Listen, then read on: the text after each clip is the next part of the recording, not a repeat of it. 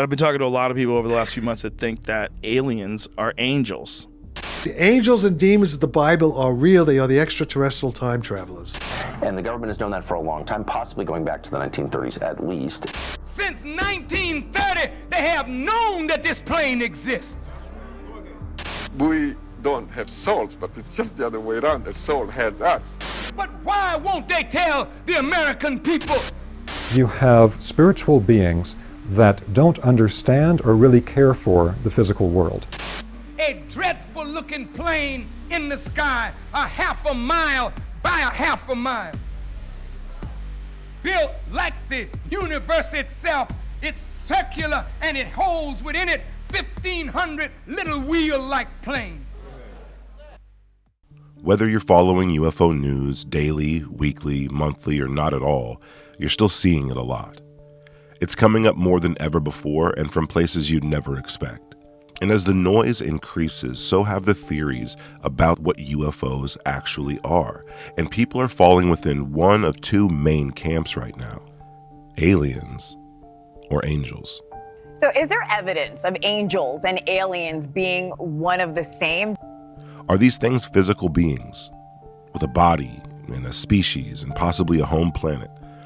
Or, as some of the leading minds in the UFO inner circles are proposing, these things are actually angels and demons, spiritual beings without bodies.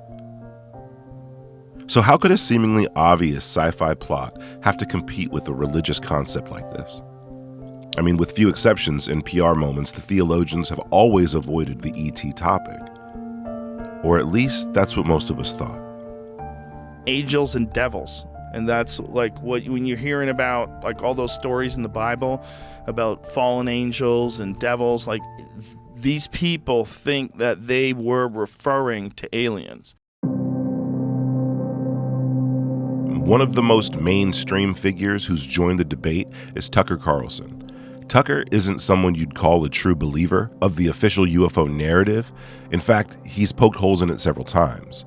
But the interesting thing about Carlson to me is that he's a very well-informed person who talks to a lot of different people and has come to some very interesting conclusions based on those conversations and his own worldview. You had mentioned several times that you think that the UFO, UAP type phenomena stuff is all spiritual. I think so. I mean, look, I should just state about every topic, like, I don't know shit. Nobody knows shit. I'm satisfied that I know enough, and I don't really want to know that much more. Because what I think I know is, this doesn't help me at all to know that. So that's a conclusion I've reached. I'm usually pretty curious. I've stopped being curious about this because I don't want to know anymore. But you truly don't want to know any more about it. I think I know. I think I know what's up. Can you articulate it? Well, I think it's a really old story. I think it's a really old story. So that's what I think. What is it? One thing that you notice about every world religion I'm familiar with, I'm interested in that topic. There are commonalities between religions. Jesus is unique, and I believe in Jesus. But there are commonalities that are very striking between all world religions I'm aware of and all creation myths. And one of them, and this is of course true for Christianity, very true, is that the belief that supernatural beings take physical form. They all believe that. The Greek myths, Jesus, most famously, but that they take physical form, that they're not just like some ethereal, they're not just shadows floating around, specters, fog, that they're physical. Like, they're as real as the arm of your chair. And that they reproduce with people. Again, Christianity believes that. Jesus, Immaculate Conception, spirit reproduces with human woman. If every culture in the world that we know about, who's left any kind of written or physical record, is reaching the same conclusions about something, maybe there's something there. Mm-hmm. And maybe it's not so crazy to think that what everyone else has always thought since the beginning of time, which that there is this combination in cases of, human beings and the spiritual realm, whatever that is. I can speak about it with no precision at all because I don't understand the specifics of it, but I know that it has been written about since people have been writing. One of the few people we know Tucker has actually spoken to about UFOs is Dr. Gary Nolan. Nolan is part of the Invisible College, a Rosicrucian offshoot of academia that has been investigating the UFO phenomenon for decades. But we'll get into that later. In 2023, Tucker had Nolan on his show where they discussed the topic in detail. Here, Gary explains what he believes UFOs and aliens are. I mean, look, if you're an intelligence, are you going to go down on a planet with a bunch of angry monkeys who might kill you? No, unlikely. You'll send some intermediary. Well, what kind of intermediary are you going to send? You're going to send something that maybe almost looks like them, but isn't them. So I think, and this is, again, from inside the intelligence community, most of what we think we're seeing are avatars, biological robots that are basically put there to be the minions, if you will. And that's the current view of the intel community. It is a hypothesis. What could possibly be controlling these biological machines that were built specifically to interact with us? To answer this question, I only had to look at other interviews Gary Nolan has done, like this one from 2022 on the Lex Fridman podcast. Again, the language Gary uses is very important here. How would you, as a higher intelligence, represent yourself to a lesser intelligence? Well, let's go back to pre-civilization. Maybe you show yourself as the spirits in the forest, and you give messages through that. Once you get a little bit more civilized, then you show yourself as the gods. And then you're God. Well, we don't believe in God anymore necessarily. Not everybody does. So what do we believe in? We believe in technology. So you show yourself as a form of technology, right? But the common thread is you're not alone. And there's something else here with you. And there's something that's, as you said, watching you, and at least watching over your shoulder. But I think that, like any good parent, you don't tell your student everything. You make them learn. And learning requires mistakes, because if you tell them everything, then they get lazy. Keep in mind, this is one of the leading academics on the UFO topic in the world. Yet he's explaining the UFO phenomenon using terminology that is interchangeable with how someone would describe a guardian angel. The picture becomes even more complete with this clip from the 2023 SALT conference. What do you, Gary, Dr. Nolan, you have to speculate. What do you think it is? Let's be bold. I think it is an advanced form of intelligence, something that we don't understand, that is using some kind of intermediaries. It's not that they walk amongst us, that, wearing a skin suit are actually the alien, right? No, you're going to basically put something there that is, I think of it as an intelligence test. Can you see what's in front of you for what it really is? Yeah. Can you see the anomalous data point that is there that you realize what it is? I mean, when the South American native tribes first saw the Spanish ships coming across the horizon, they didn't realize what it was. They couldn't see it for what it was. So you just need to show yourself to enough to acculturate. Yeah. Now, if you've been around for a long time, and this is something that I do think has been, they've been around for a long time, they are affecting our culture, right? It's actually often thought that many of the religions that we think of as the most important have been part of this process.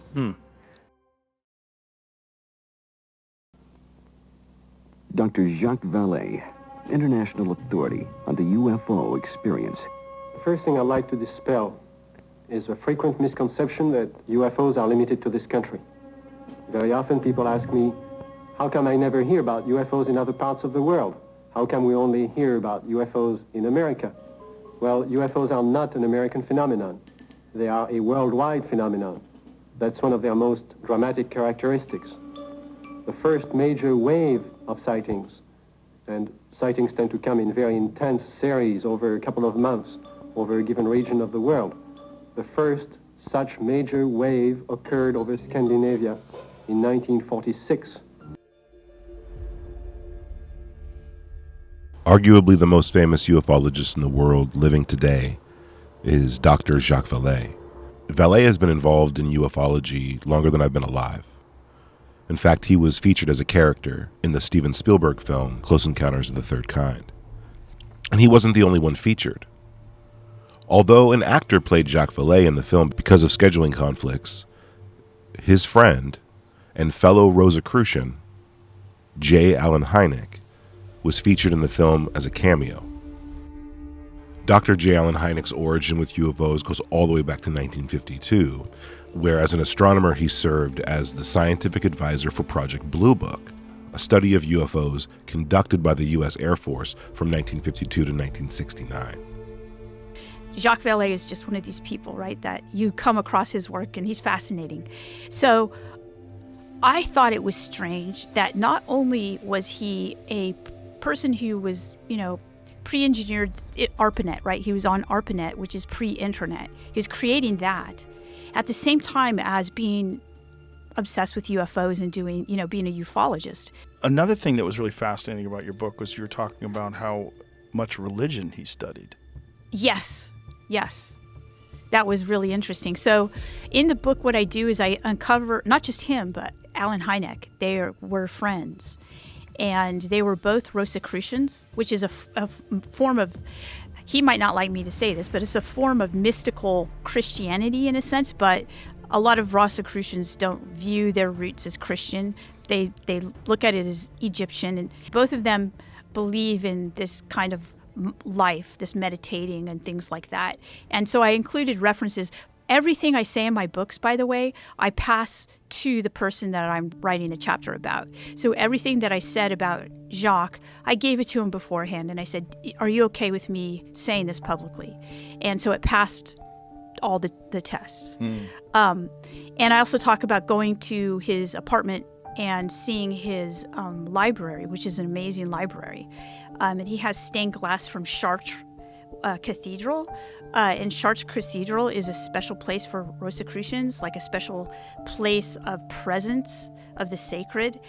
And he actually did those himself. So he learned how to do stained glass from people at Chartres, by the way. And yeah, just amazing.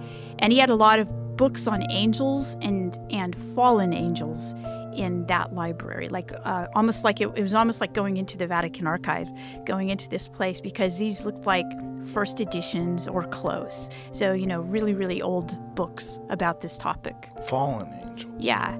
I was pretty shocked when I went. We were going to have lunch and talk about the crash site and maybe talk about, what I learned from Tyler and that kind of thing.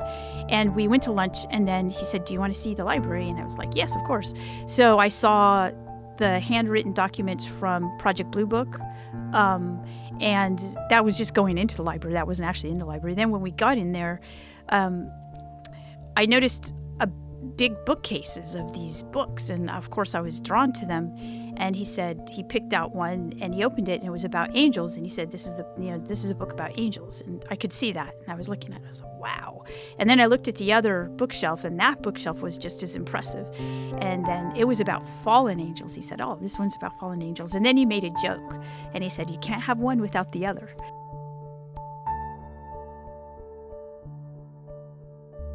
The Rosicrucian tradition really only broke the surface in human history in the 1600s. The first Rosicrucian documents appeared in the 1600s with texts like Fama Fraternitatis in 1604 in Germany. Now, when these Rosicrucian texts first became available, one of the things that they emphasized in these texts was that the Rosicrucian organization wasn't connected to any one authoritative teacher, and it wasn't connected to any particular type of control structure. There was no institution for it. It was really a very free and independent path of modern initiation. Now, the challenge of explaining some of the more obscure aspects of Rosicrucian spiritual initiation is that some of the practices really don't make a lot of sense until you understand the context that they're within. So we have to present a little bit of the Rosicrucian view of the context of all created life and for the evolution of the human being. So it all begins understanding the whole set of processes by understanding where everything comes from. So starting from these differentiated thought forms in the mind of God at a very high level, those thought forms have within them specific patterns. the pattern of what will later become something that crystallizes into the physical world, or the nature of a spiritual being, or a spiritual process of some type. So as the thoughts from the mind of God move down and we have the manifested beings, in the classical Western tradition, there is understood to be 9 different ranks of angelic beings. These different beings are of different levels of maturity, have different levels of the expansion of their consciousness, and different possibilities for action. They invisibly guide and affect our consciousness and life every minute of every day, but we don't perceive it, just as we don't normally have organs to perceive non-physical realities until they're developed. In classical texts, they describe the spiritual hierarchies, they describe the angelic beings in very specific ways. Their names actually mean particular things. So if you look at the names of the archangels, Raphael means God heals. The name Michael means who is as God. So different beings, their names actually mean something. The angels are sometimes referred to as God's messengers. And it was understood that we had to actually be clear about what beings were interacting with us. Because if we just say, oh, I spoke to God, or God told me this, it's too amorphous. We don't know what being's actually speaking to us. And not all the beings are beneficial.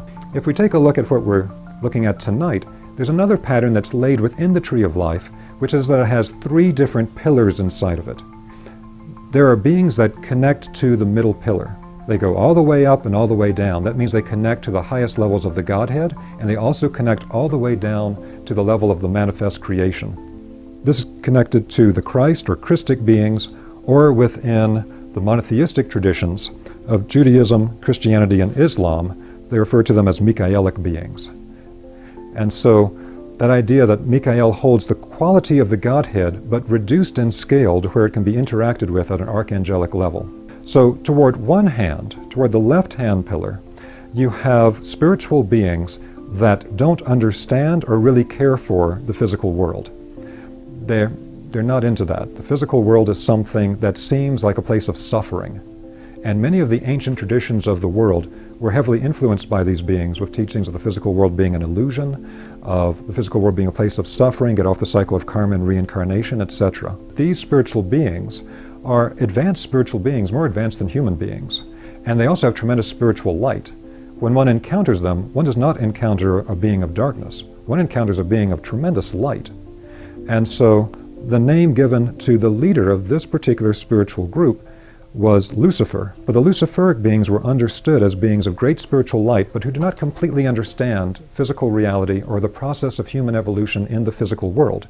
To them it seems like we're children being tortured in a place we don't need to be, so get off the cycle and go back to spirit. Now on the other hand, as you might imagine, it's the exact opposite polarity. It's going to be deeply connected to the process of linking onto the physical materialization process and loving physicality. And in the Persian Zoroastrian tradition, they refer to these beings as Angramenu or Ahriman. So human beings can fall into this as well by becoming completely materialistic, so that we don't even believe that spirit exists. Spirit is some type of illusion that we have. There's nothing but random evolution over time through completely physical biological processes, and there is no spirit, there's nothing of that kind. So this becomes a kind of modern materialistic scientific perspective that's very sharp in some ways, but has absolutely no spiritual perception. And so for complete materialists, they fall completely into this pillar. Now the Ahrimanic aspect then took on other names and other times. The Gnostics referred to the being of Ahriman, or the beings of the same quality referred to as Ahrimanic beings, as the demiurge. So you read all these Gnostic texts about the demiurge, the dark lord of this earth, that created the physical world. Has many different manifestations in the Gnostic text, and you can find variants on that in other traditions as well, like in South America. Then in Egypt, this polarity was referred to as Set. That term Set, when the Hebrew people left Egypt, led by Moses, who had been initiated in the Egyptian temples, that term Set became Ha-Satan, and so Set became Satan. Now Ha-Satan is a Hebrew term meaning the adversary, and so it means that this is a being that has an adversarial relationship to the human being. Now this idea of holding the balance between these two types of beings is something that plays out in everyday life, and it's a constant dynamic process for every human being.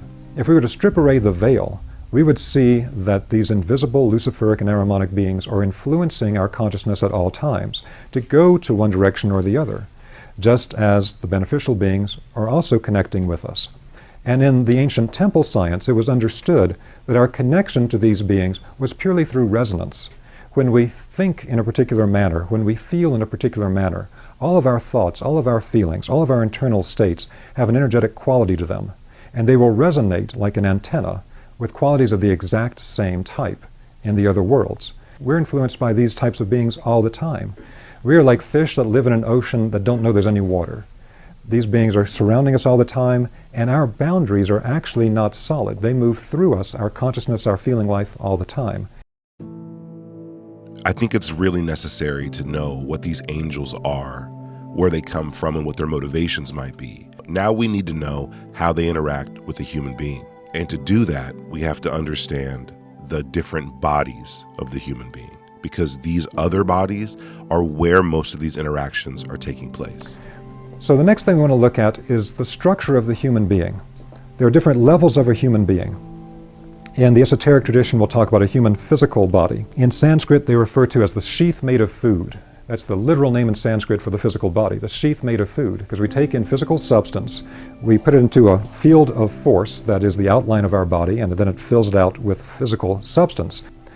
Then we have the level of life energy, that's called chi, ki, prana in the East, or the etheric in the West, from the Greek term for life energy. It's related to the element of water in physical elements. Then we have our consciousness body, which includes both our emotional and mental function. Sometimes this is referred to generally as the astral, or sometimes it's broken down to being the emotional and mental body, which can also be referred to as the lower and upper astral. But there are all just various ways to break it apart. But essentially it's the consciousness field of God that we bring into ourselves as an individualized astral body. And that emotion and mind aspect is related to the element of air. And then our self-awareness, our I am presence, is related to fire. This is what the Rosicrucians refer to as the ego with a capital E.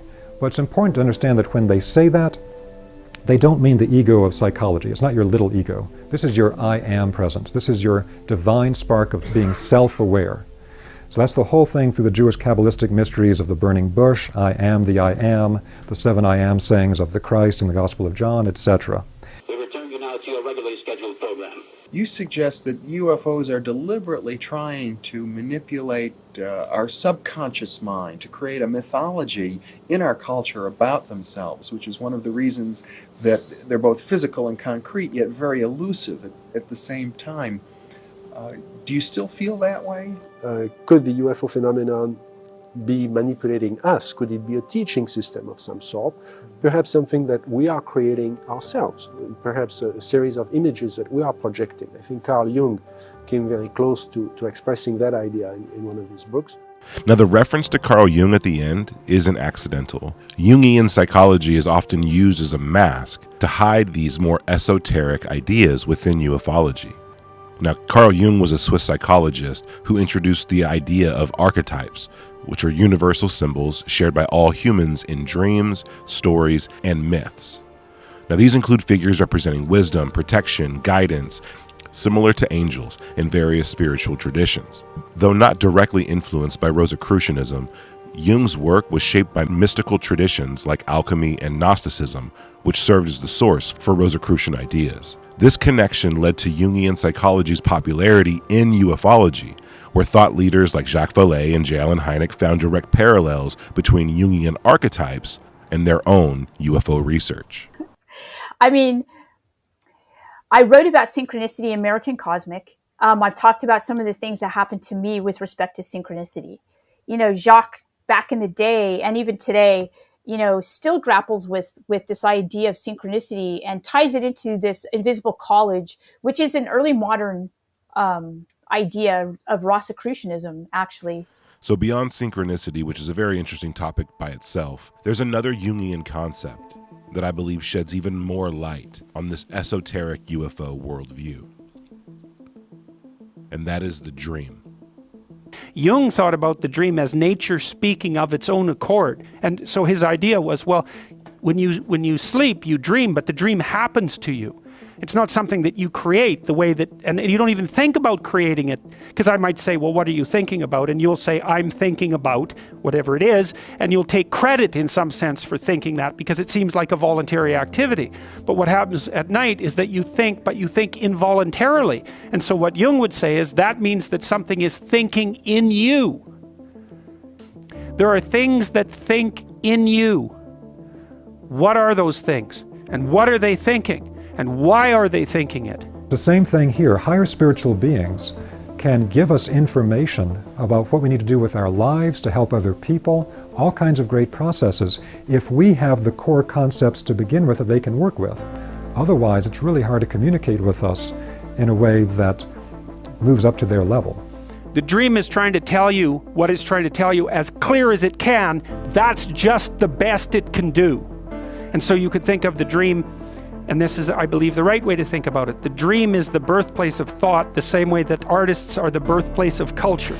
They are affecting our culture. Many of the religions that we think of as the most important have been part of this process.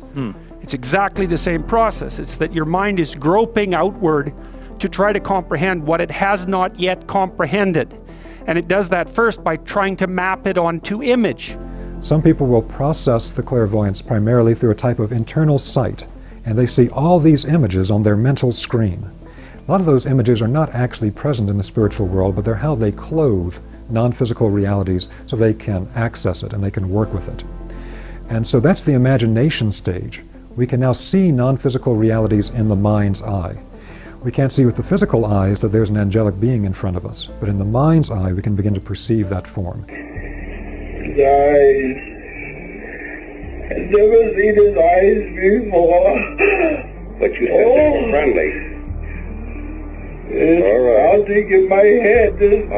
Pull the binoculars away. God, give me strength. All right. Pull it down. Run! Pull the binoculars down and run. God! If they were God, give me strength. I gotta get away. Oh, babe! We gotta get away, babe! All right. Calm down. I'm trying. I gotta get away.